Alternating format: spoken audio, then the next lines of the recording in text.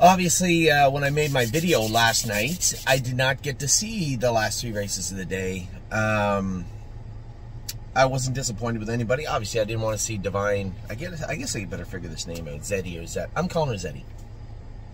Okay. Divine Zeddy. It's probably not Zeddy, but I think they called her Zet last night. I'm calling her Zeddy. Made the break off the gate. Tyler Beater said she was hot. Okay. I got an idea. Let's put the hobbles on her. Did you see the dust? Why are your hands so dusty? You're not. It's not on your hands. Look at it. You're just moving it around from the air. Well, either way, it's weird.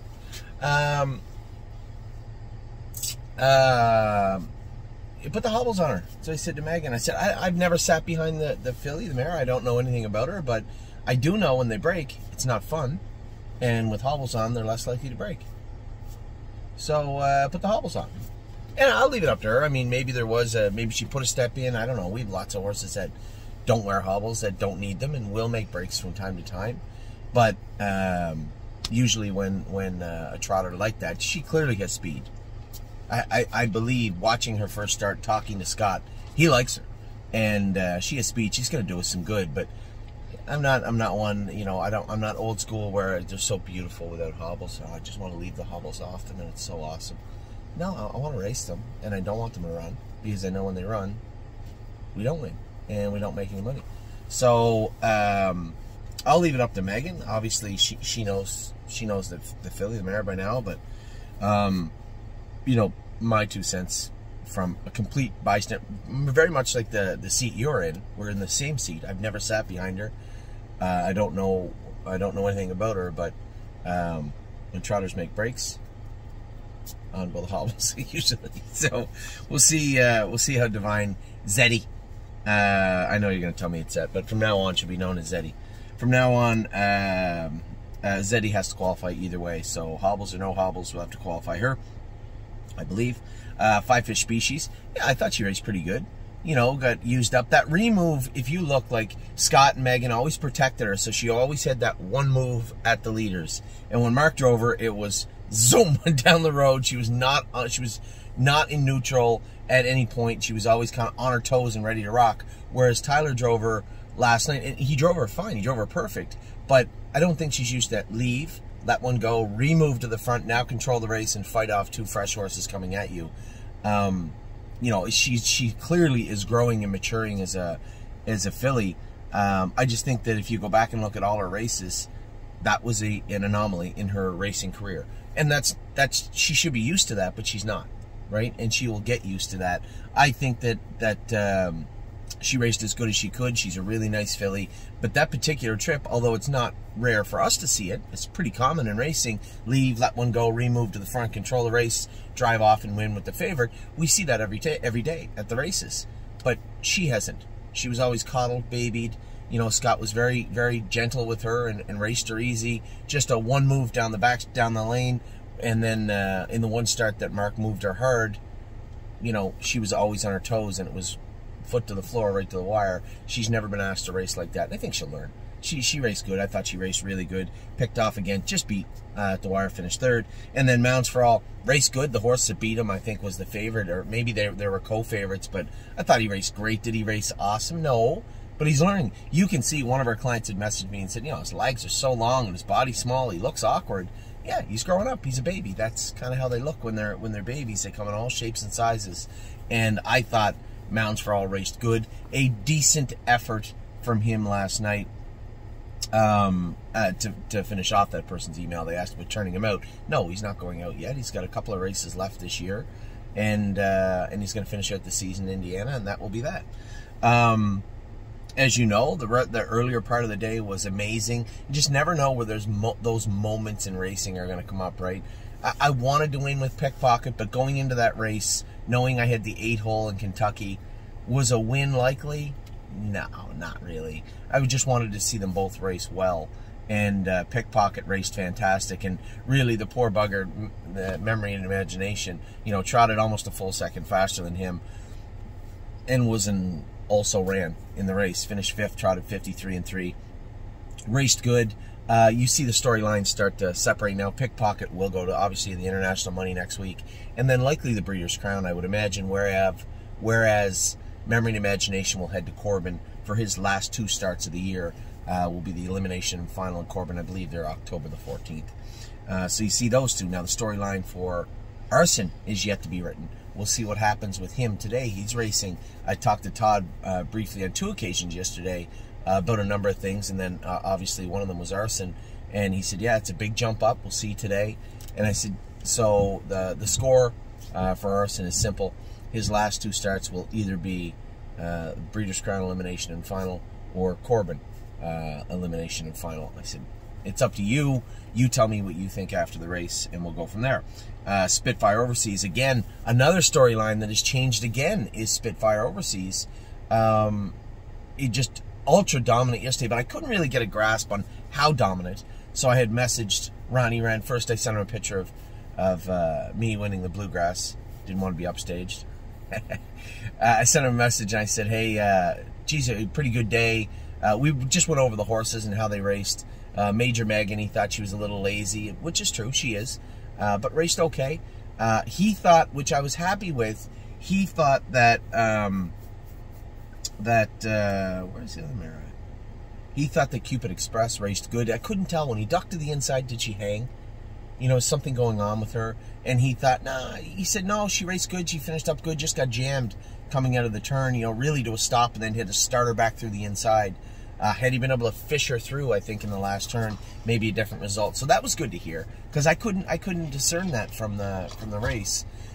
Possibly send her to Corbin also. There's going to be lots of these pop-up series and good money in races for Kentucky eligible horses. So you might even see a Halakai end up back in Kentucky at Corbin also, especially the way she raced the other day. So I am thinking of Halakai, maybe Cupid Express, Memory and Imagination for sure, potentially Arson heading to Corbin. So all these things have to be fleshed out over the next week or so, but definitely going in on the right foot. It's not like you're, oh my God, what are we going to do with this horse? I was pretty happy with the way that they had raced. Even a Major Megan is Kentucky eligible too. There might be like a pop-up condition claimer or something in Corbin. I don't know. The condition sheets are up. I've kind of built a pretty good relationship with Verlin Yoder. His son Jesse is at our barn in Ontario. Verlin is who we bought Yo Mister off of. Really sharp horseman, really nice guy. He is stabled not far from Corbin. So that is where we're thinking of sending the horses. How that looks, I don't know yet. I know that Eric and Kathy want to stick close to the horses they have right now, but if Arson goes to the Breeders' Crown, do we send some horses with Eric there? Or does Eric go to Corbin? Or does Eric just go back to Northfield and start working with us on the babies? And next year, that'll be up to him and Kathy. But we will have, well, we already have a fork in the road right now when it comes to Pickpocket, Memory, and Imagination. Now, so I'm really happy. Ronnie had said that, he said Spitfire Overseas was extremely good. He said, Anthony, I finished up with the earplugs in his ears in 53-2, which is awesome. He's got the Liberty Bell next, and then we have options in Kentucky, or in, I wish I had to put him in Kentucky. Now he's off Lasix. That was off Lasix yesterday too. Who? Spitfire. Oh. Yeah, we had to take him off Lasix. Oh, I didn't know. Yeah. So he has the Liberty Bell next, and then he has, and I guess I want to expand on that a little. Spitfire Overseas bled pretty good last year at the end of the year when we put him on Lasix. He needed Lasix at the time, and whether that comes back or not, right now he certainly doesn't. He was very, very good yesterday. So again, as much as you think you know in this business, sometimes, you know, it's not that you know everything, but there's certain aspects of the game you feel you have a pretty good grasp on. And the more I see these horses that bleed and don't bleed, it's baffling to me. It's really, because it's so subjective to the horse too.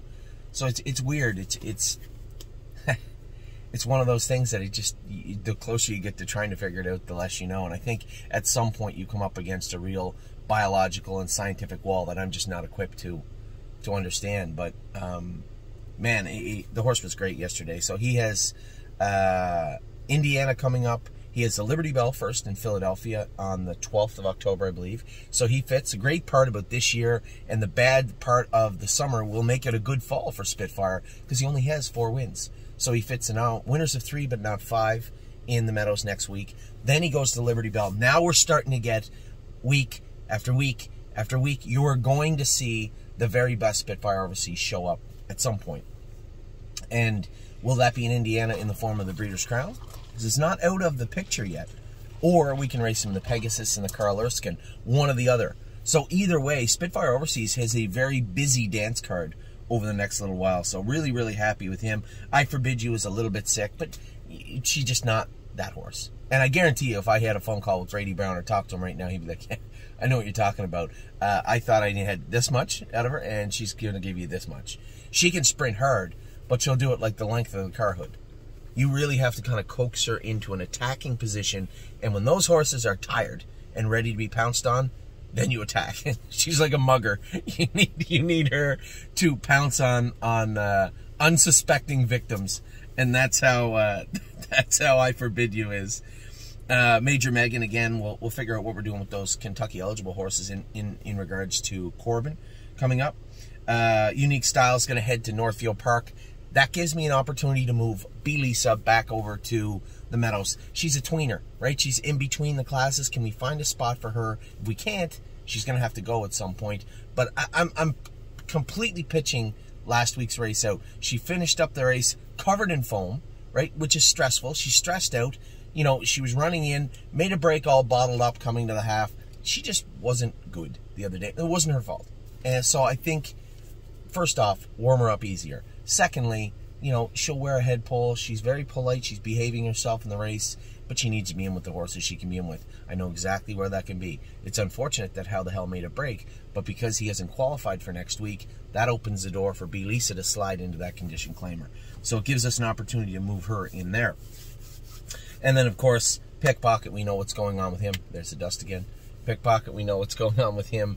He's going to the International Stallion next Friday, and then on to the Breeders' Crown after that. That's likely what's going on with him.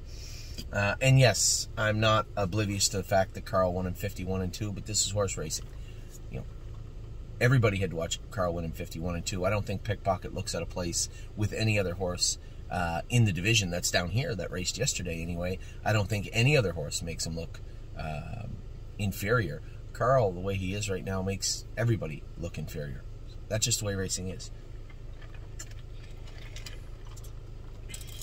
But the one thing I will note about Pickpocket, he was driving away. His strongest strides the last 3/8 of the mile were going under the wire.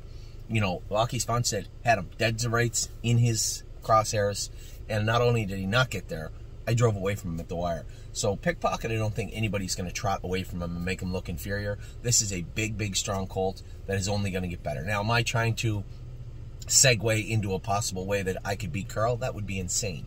The horse just won in 51. What I'm saying is he belongs with those horses.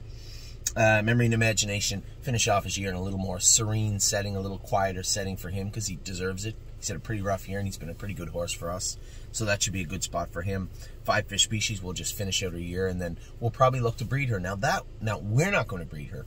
There's a massive ownership contingent that owns her that are breeders. So I suspect at some point 5 Fish Species, when she gets up a little higher, she gets a little tired, and we have to start talking about resting. At that point, we will be talking about likely liquidating the shares of 5 Fish Species. I'm sure we can do it in a mutually professional way where, you know, we decide this is what she's worth, this is what the share offering is. Anybody that wants out can get out. I think that'll be a fair way to do it, and that'll make the most sense. Whereas Tactical Landing, I think we've drawn even closer to a decision where she will race at 4. She would have to finish out a year the way she just did for us to do that, but she's kind of forced her hand. It certainly doesn't look to me like she's found her best stride yet, and that's silly speed-wise. But when you look at this big, gangly filly, it would be insane not to think that she's not going to come out and have a tremendous 4-year-old season. So not to race her at 4, I think, would be doing a disservice to her and the people that own her, our partners on the horse. So Fish and Tactical Mounds, 2 different paths coming for them also. And then, as I said, Divine Zeddy is going to likely get the hobbles on, I assume, qualify, and away we go with her. I like this mare, this filly. And Mounds for All, a couple more starts for him, and then that will be it. So today, really excited. Delicious Stone, I can't wait to see this horse race. He trained so good the other day. He is in tough. That's a salty crew.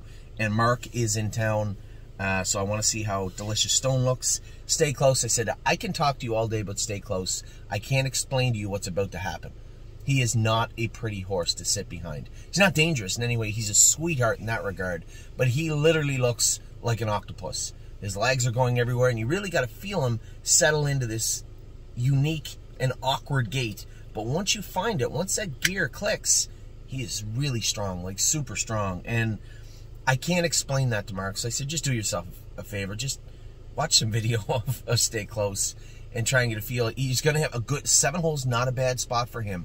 It's a staggered start, so it'll give him a couple more seconds to get up into top gear. I said, you can't force him up into it, but if you just let him drag you out of there, he can really dance out of there. I think he'll like the 7 hole today, actually.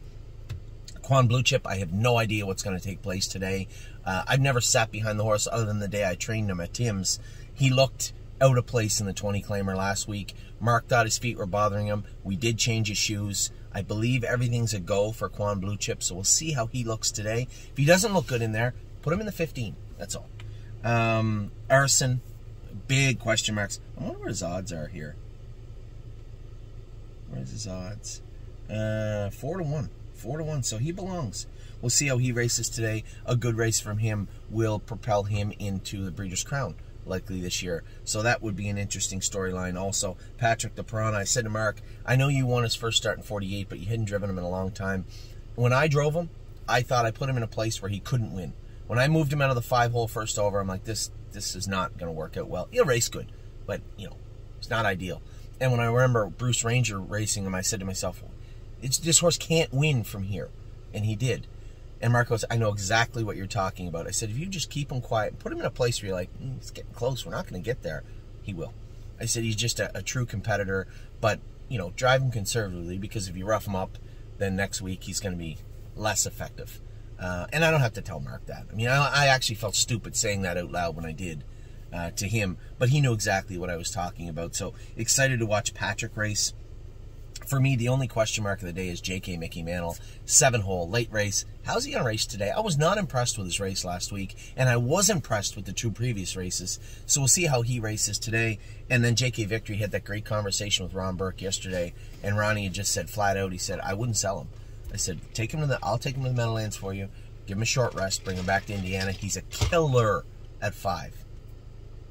Which I was surprised to hear Ronnie say that, but happy to hear him say it. So that's exactly what we're going to do with JK Victory. And then tomorrow night, I'm really excited. Think of Galaxies. Outside, yes, I know. I don't know if they have a staggered gate at Dayton or not. I'm not sure. This day and age, they kind of all do, but I can't say for certain. She's got the outside. Irresistible Sun's got the outside. Sweeney's in there with James driving him. What a mission. What are the odds on these horses? I never looked yet. Think of Galaxy, 7 to 2 from post 8, not bad. Irresistible Sun, 5 to 1 post 9. That's 5 to 1. That's post 9, not him. 10 to 1 on Sweeney. What did he draw? He drew 6-hole, middle of the gate somewhere. What a Mission, 8 to 1. Smoking Hot Irish Girl, 12 to 1. So certainly no layovers. Sunset Acres Girl is 7 to 5, going for 20 tomorrow. Oh, we did buy 2 horses yesterday in Michigan. I don't know if I brought that up yesterday. We bought 2 trotting colts that I liked. One that I had picked out and one that Donnie had picked out. Well, it was kind of a combination. I thought number 18, I forget the horse's name, I apologize. Number 18 I thought was my pick of the sale, just looking at the videos. Again, when it comes to Michigan, just pitched the pedigrees out. I don't know who they're by or what they're out of. I don't know. They're standardbreds.